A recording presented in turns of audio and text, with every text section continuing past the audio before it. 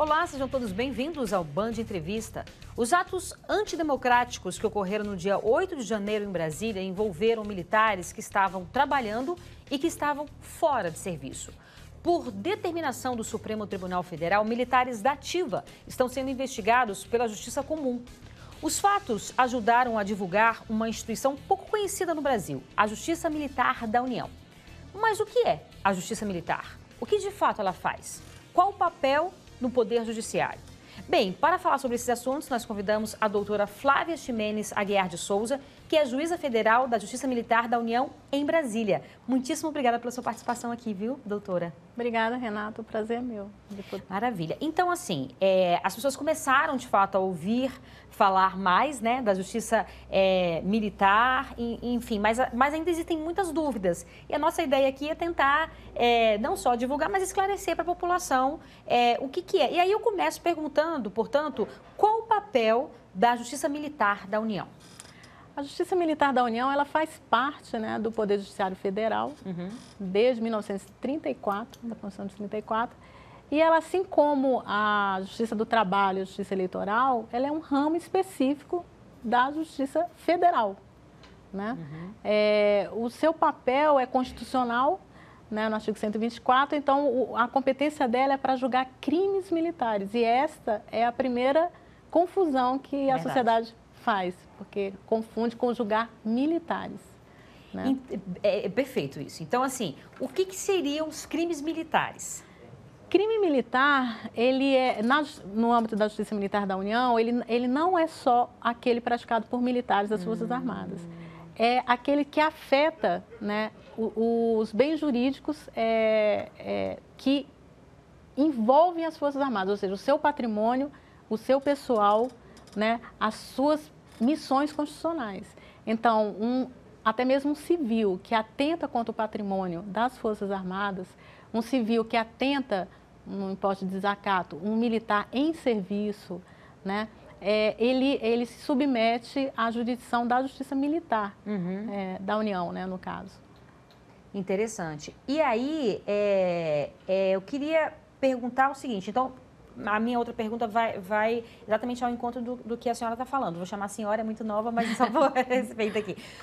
Os civis, então, eles podem, porque há exatamente essa falta de entendimento, né? A Justiça Militar é só para julgar os militares. Não. Não. Né? Civis também podem ser julgados pela Justiça Militar. Você pode nos dar um exemplo prático? Sim, é muito fácil.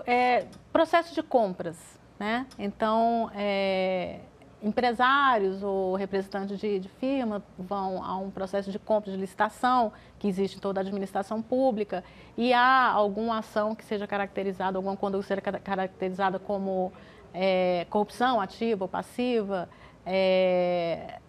alguma fraude no processo licitatório. Né? Então, apurado isso, né, qual é o bem jurídico afetado nesse caso? A administração militar. Então, chama a competência especial da Justiça Militar. Então, esse civil responderá por crime licitatório, né, na Justiça Militar. E quando a gente fala Justiça Militar, a gente tem um entendimento, porque é mais popular, a Justiça... Eu vou colocar como Justiça Comum, não sei se seria certo isso. A Justiça Comum. O rito e o julgamento, ele ocorre da mesma forma? Sim, em crimes de natureza comum, que é o que a gente chama, por exemplo, o exemplo que eu dei de crimes militares, um homicídio, um roubo, segue o contraditório, a ampla defesa, o devido processo legal, exatamente como ocorre no processo penal comum. Né? A característica da Justiça Militar é a sua celeridade, embora siga o mesmo rito. Então, em média, né, e como a Justiça Militar tem competência nacional, em média, né, um processo na Justiça Militar, ele dura em torno de 6 meses. Nossa! Né, na primeira instância. Tá. Né? Então, se submete depois à fase recursal e no tribunal não é diferente. Né? Então, essa celeridade é que traz a Justiça Militar a ser um exemplo. Né? Então, as suas demandas são muito melhores resolvidas, né, por causa da celeridade. O jurisdicionado tem a resposta do Estado mais rápida, né? Porque até mesmo aquele que vai ser condenado, ele precisa que o Estado o declare condenado para, a partir dali, ele continuar a sua vida, né? Cumprir sua pena e depois continuar a sua vida. Então, não interessa a ninguém a demora na justiça. É verdade. Né?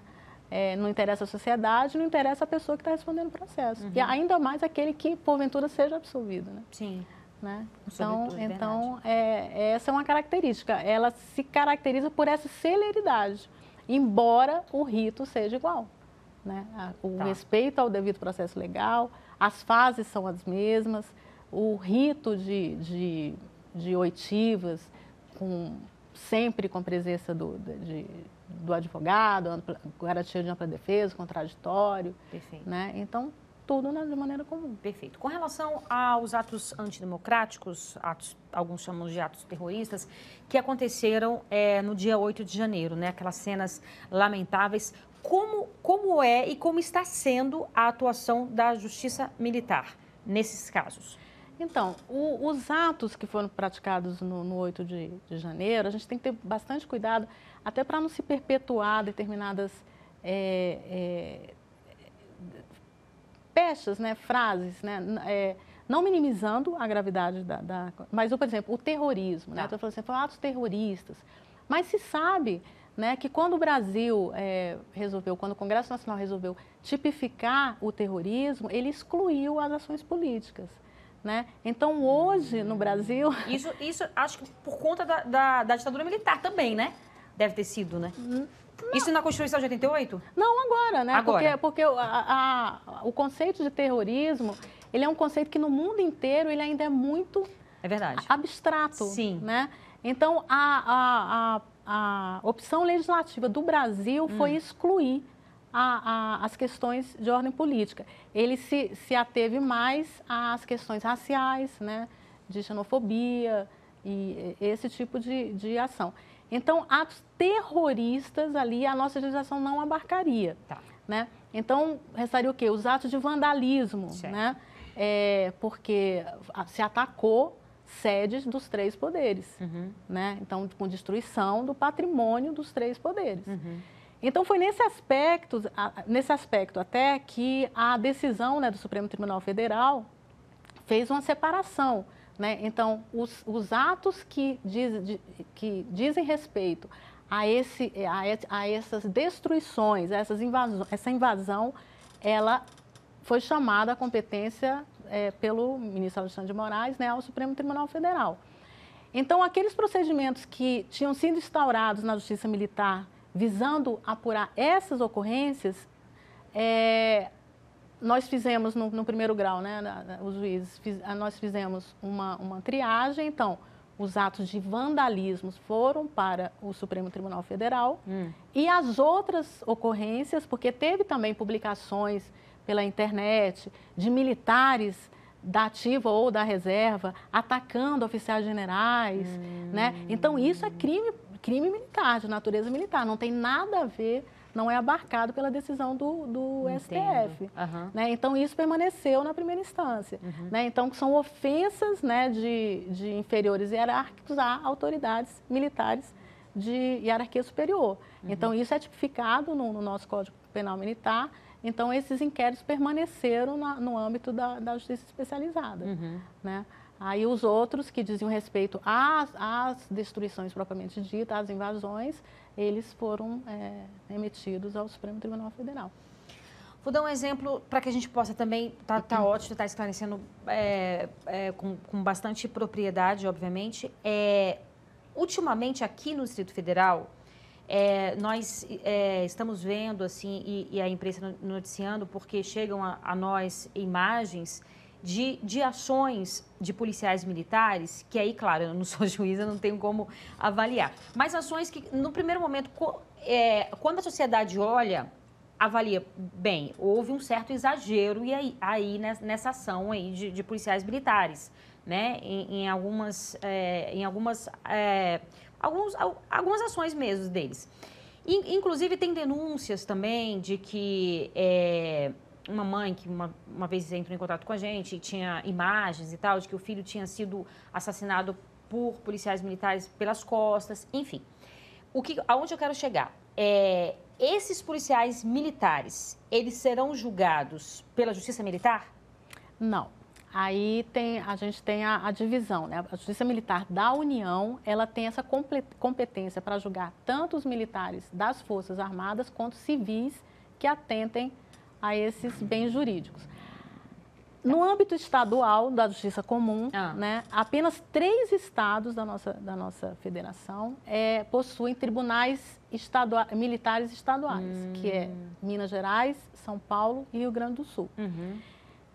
E então é separado essa segunda instância, né, que funcionaria nos tribunais de justiça para esses tribunais militares. Tá.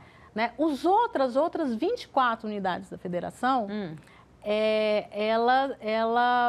a auditoria militar, né, que seria, comparando a vara, né, que trataria dos crimes militares, ela é uma vara dentro da estrutura do Tribunal de Justiça.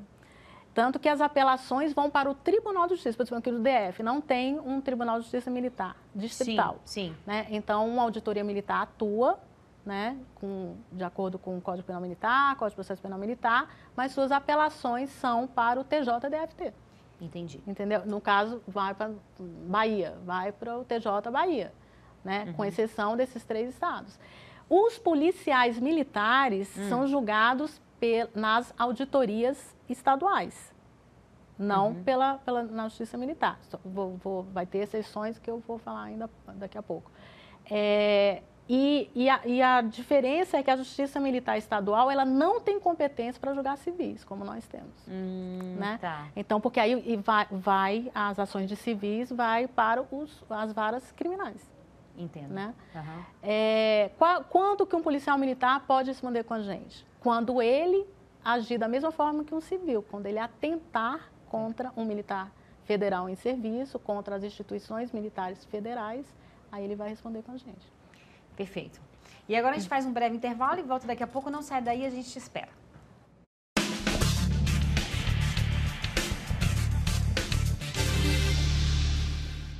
Estamos de volta com o Band Entrevista, hoje falando com a doutora Flávia Ximenes, que é a juíza federal da Justiça Militar da União em Brasília.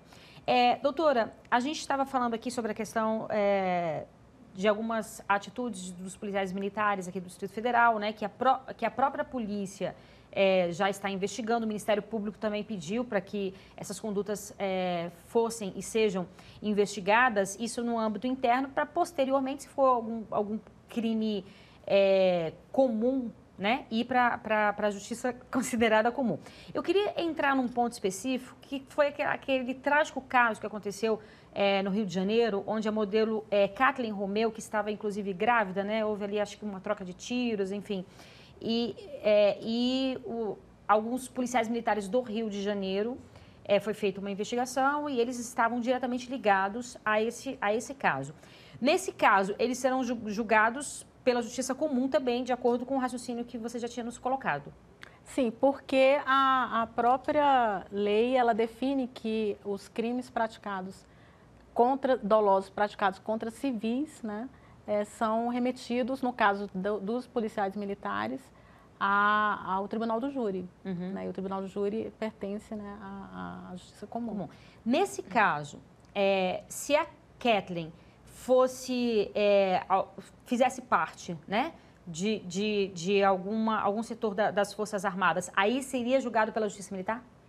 Sim, se ela tivesse dentro daquelas condições, né, de estar em missão militar, porque o agente, né, que atenta contra um militar em serviço, ele tem que conhecer a condição daquele militar como estando em serviço. Então, vou dar um exemplo aqui. Se ela se felizmente não tivesse sido esse caso trágico, mas ela estivesse num estádio de futebol e fosse uma oficial das Forças Armadas, alguém atentasse contra ela ali, né, ela descaracterizada com a camisa do time dela e tal. Então, a intenção do agente é que o direito penal pune isso, né? Não é atentar contra aquela oficial, e sim aquela pessoa que está ali. Né? Então, no caso ali, iria para a Justiça Comum. Mas quando se sabe da condição de militar, por isso que o militar anda armado, fardado, né? Porque ele tem que estar ostensivamente demonstrando para a sociedade o papel que ele tem ali. Por isso que o militar anda Interessante. Fardado, né? 24 horas por dia, se ele estiver de serviço, obviamente. Perfeito. Você é juíza federal da Justiça Militar da União em Brasília. Atualmente em Brasília, não é desde isso? 2019. Quais são os casos, a gente pode falar de alguns casos que estejam tramitando nessa esfera? Eu tenho, na esfera que você fala... Na sua jurisdição? Aqui na minha jurisdição, Sim. tá certo. Eu tenho 23 anos, né, de magistratura na Justiça Militar. Então, eu já trabalhei na região norte, em Belém, na região sul, em Bagé, e já na região nordeste, em Recife, porque como eu falei, a nossa competência é nacional, né? Sim. Então, temos essa mobilidade. E hoje aqui em Brasília. Então, os crimes, não dá para dizer que na Justiça Militar quais são os crimes que mais ocorrem, porque depende da região. Verdade. Por exemplo, cada um no tem sul, sua característica. Exatamente, no sul, passei 8 anos lá, era na fronteira sul, fronteira com Uruguai, Argentina, na minha jurisdição. Tinha muito caso de tráfico de armas na fronteira seca, né? Na região norte, né? Na época nos anos 2000, 2004, ainda tinha alguma coisa ali, ainda não estava pacificada ainda a questão com as Farc e tal. Então, havia entradas desautorizadas com confrontos entre os pelotões de fronteira, coisa que a sociedade não fica nem sabendo, né? Não fica. E gera confrontos e tal, às vezes com confrontos com tiro e tudo. Então, tinha essas questões. Dificuldades ali também com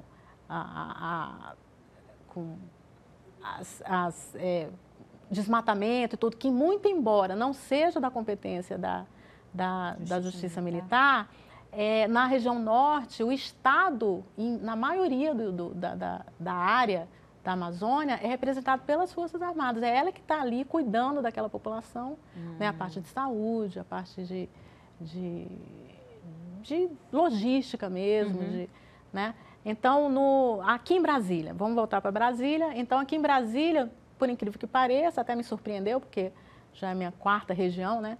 É mais o crime contra a administração, né? Então, como Brasília é o centro do país e o centro das grandes compras, porque os comandos de força estão aqui, né? Então, tem essa questão. No Rio de Janeiro, tem muito problema com controle de armas, porque é competência do Exército, através dos seus serviços de fiscalização de produtos controlados, né? A questão do registro das armas, a questão de CACs, né? E por aí vai. Então, tem a peculiaridade, né? A peculiaridade de cada região. Né? E muito interessante, e você tem essa expertise, né? Essa experiência de ter passado por várias regiões e entender, e realmente, né? O Brasil, são vários Brasis, né? São várias realidades. E você poderia nos ajudar, assim, citando casos práticos que você esteja avaliando? Sim. SFPC mesmo, né? Serviços de fiscalização. Então, eu estou aqui desde 2019, já tive 3 ou 4 processos, assim, de grande monta, com penas altas, né? E aí sim envolvendo militares, né? Que de uma maneira ou de outra desvirtuam, né, o papel deles ali no controle de registro de armamentos e a gente, numa linguagem mais popular, esquenta armas, né, e tal. Essas questões. Claro que eu não estou dizendo aqui que envolva os caçadores, os CACs, né, que a gente chama, os atiradores esportivos os atiradores esportivos, não é nada disso, mas porque essas atitudes ilícitas, elas têm mais a ver com a criminalidade do que com o esporte propriamente dito. Sim, né? claro. Né? Mas são casos que merecem nossa atenção, né? Porque influenciam diretamente a sociedade. Totalmente. Né? Essas armas vão para esse meio marginal e quem sofre é a sociedade. Né? E controle também em cima de fraudes licitatórias, né? Proteção do dinheiro público, né? A boa gestão, né? Que a administração militar é a administração pública, ela segue todos os ritos e rigores, né? Do gasto público, né? Só que, por exemplo, as Forças Armadas, elas têm aquisições altíssimas, porque um avião, né, as compras de aviões, compras de embarcações, compras de blindados, de armamentos. Então, isso tudo são materiais muito caros. E eles hoje há uma estrutura de suporte, né, para esse tipo de compra. A AGU age muito diretamente nesse controle, orientando e tudo. E mesmo assim, né, porque onde tem ser humano, né? Tem corrupção, não tem jeito, cara. Não tem como. Pode ser a melhor lei do mundo, né? Mas acha uma brechinha ali de... Então, aqui a gente se preocupa mais com isso, né? Porque a Justiça Militar, quando ela lida com os militares da ativa, o julgamento é feito através de um colegiado. Isso também a gente ainda não conversou sobre isso.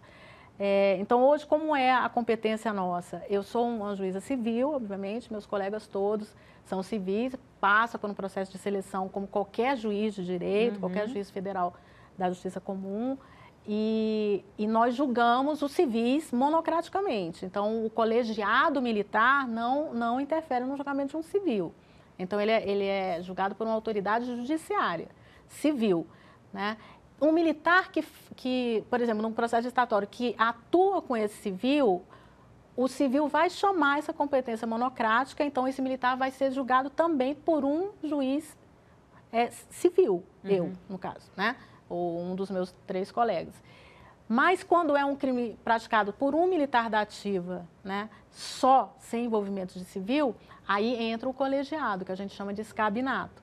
Então, o juiz togado, ele vai fazer um sorteio, se for praça, é interessante o nome, porque é um conselho permanente, ele é temporário, e o conselho especial, ele é permanente.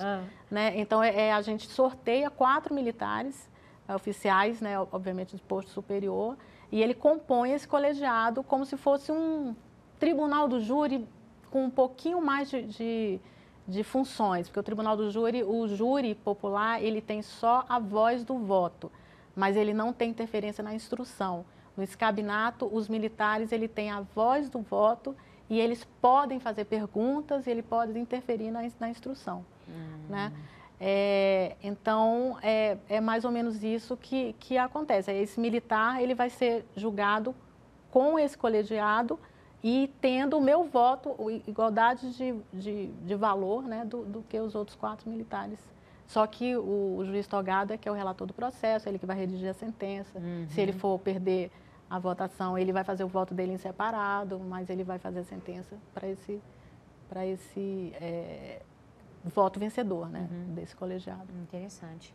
E agora a gente faz mais um breve intervalo e volta daqui a pouco. Não sai daí, a gente te espera.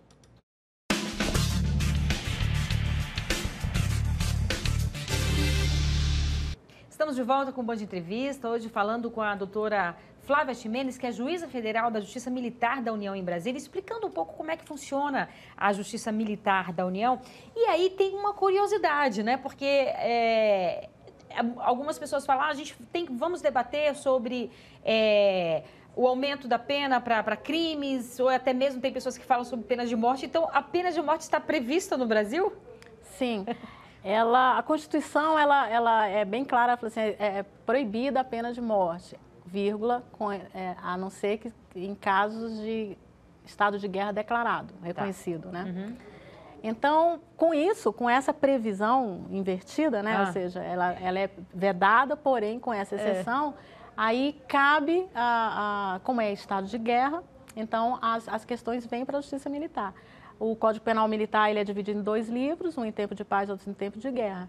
Mas, na parte geral, quando ele prevê as espécies de pena, né, a primeira é a morte, né, pena de morte. E aí ele regula como que vai ser executada essa pena de morte. Por fuzilamento. Então, Deus. então é uma curiosidade, né, que, graças a Deus, a gente tem uma índole, uma índole pacífica. Nosso país tem uma índole pacífica e só mesmo lá na guerra, a Justiça Militar atuou na Segunda Guerra, né? E teve um caso, né, um processo que foi condenado dois soldados nacionais, né, até por crime de violação de liberdade sexual na Itália, e foi aplicada a pena de morte. Só que essa pena de morte, ela depois de transitado julgado, ela tem que ser comunicada de imediato ao presidente da República, né? Tanto é que ela não pode ser executada antes de 7 dias dessa comunicação, até para ter algum tipo de modificação pelo presidente da República. E, no caso, ele comutou né, para a pena de 30 anos. Né? Então não chegou a ser executado. Isso na Segunda Guerra. Entre 39 e 45. Como a tropa brasileira foi para a Itália, né? Então foram destacados duas auditorias, né, que acompanharam as tropas durante todo essa... Então quer dizer que na prática a pena de morte nunca foi colocada? Nunca foi executada no Brasil, ainda bem. Literalmente. E graças a Deus o Brasil tem uma índole pacífica. É verdade, porque assim também quando a gente fala em pena de morte, e aí é só um parênteses que eu vou fazer, a gente tem que ter muito cuidado. É claro que a justiça é um órgão extremamente competente, mas, por exemplo, se você pegar os Estados Unidos, vou pegar um exemplo, tem várias pessoas que morreram e depois provaram que eram inocentes, né? Enfim, então é um debate importante para a gente fazer. A gente está terminando. Obrigada. Eu quero te agradecer demais e vou deixar um tempinho para você conversar com as pessoas que estão em casa, que eu sei que a vida de juiz como um todo é tão limitada, né, por conta do trabalho e vários aspectos relativos à profissão, mas aí eu vou deixar aí para você falar alguma coisa para as pessoas que estão em casa. Eu que agradeço aqui a oportunidade, né, Renata, de poder esclarecer esses pontos sobre a justiça militar, que além de desconhecida, né, da parcela majoritária da população, ela também é injustiçada, justamente por esse desconhecimento. Pela ignorância, então, né? Então, é sempre bom esse espaço, né? E nosso presidente também, o ministro Joseli, ele tem usado muito essas oportunidades para poder fazer esse esclarecimento à sociedade, né? E nós, é o que eu digo, somos do Poder Judiciário, né? Sim. Então, a gente está aqui para tornar a sociedade mais segura, né? E que a gente tenha uma pacificação, né, social. Verdade. E que todo mundo consiga ser feliz, né? Amém. Que é isso que a gente está aqui para ser feliz, né? Apesar dos desafios, né? Exatamente. Parabéns pelo seu trabalho, muito obrigada pela sua participação aqui. As portas estão abertas para quando você quiser vir a gente bater mais um papo. Obrigada, tá bom? Obrigada. Prazer foi meu. E o Band Entrevista fica por aqui. Muito obrigada pela sua companhia. Aproveite seu fim de semana e a gente se vê sábado que vem. Um beijo. Tchau, tchau.